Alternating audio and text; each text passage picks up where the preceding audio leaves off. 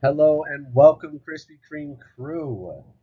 You are the chosen few who get to run our new expansion into Paris, France.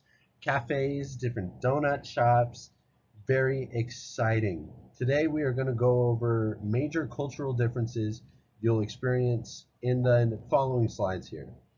This will include business dress, formality slash greeting, language, interpersonal dealings, time management, and dealings around cuisine. Here's business dress, and here, as you can see, the French, especially in business dealings, value appearances extremely.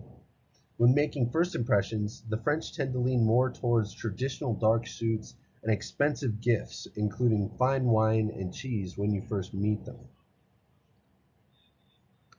And formality and greetings. Dealings in France are surrounded by formality. Whether in your approach to presentation, dress, or speech, you always want to approach the situation with a sense of conservatism. A great example of this is the importance of business cards in French business culture. Giving your business card at the end of the interaction is important, and oftentimes having a professional business card with French translation on the back can be the difference between gaining someone's respect and not. In this vein, it is important to never use a person's first name when greeting strangers unless they invite you to do so. I know this was a struggle for me because I'm so casual, but instead use something like Monsieur or Mademoiselle to greet them. Moving on to language, it is a largely promoted idea that the French are particular and take great pride in their language. This, although a stereotype, is deeply rooted in French culture.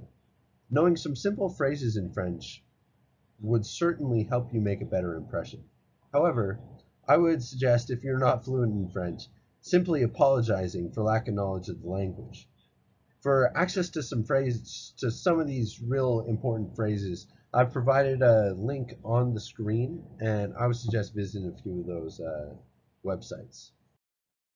Moving on to some interpersonal differences that we're going to deal with. When it comes to those, one of the stark differences will be how straightforward the French culture is. Whether dealing with people in business or breaking news, the French find it bad to dance around the fact and find it appealing when you get straight to the point. They also prefer to take their time in meetings to fully get the big picture and look at it from all angles. Showing any impatience with this will certainly make a negative impression on them. One that may come as a surprise for those who are more outgoing is that this will actually be putting you at a disadvantage in the very private culture of France. Barring a hello and goodbye, many French may look at you negatively for trying to be overly friendly and getting too close too fast. I know that comes as a surprise to me.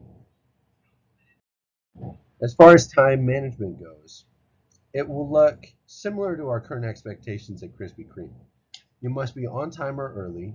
Any later than 10 minutes in France is inexcusable barring a major emergency. However, similarly to here, a simple call will often go a long way in understanding.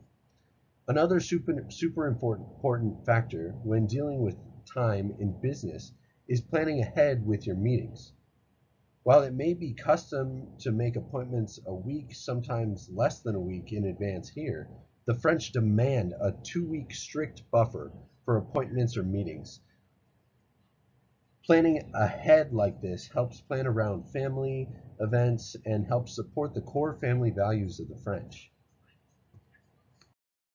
Under gifts and cuisine, the last thing I'd like to cover is the quality of gifts given.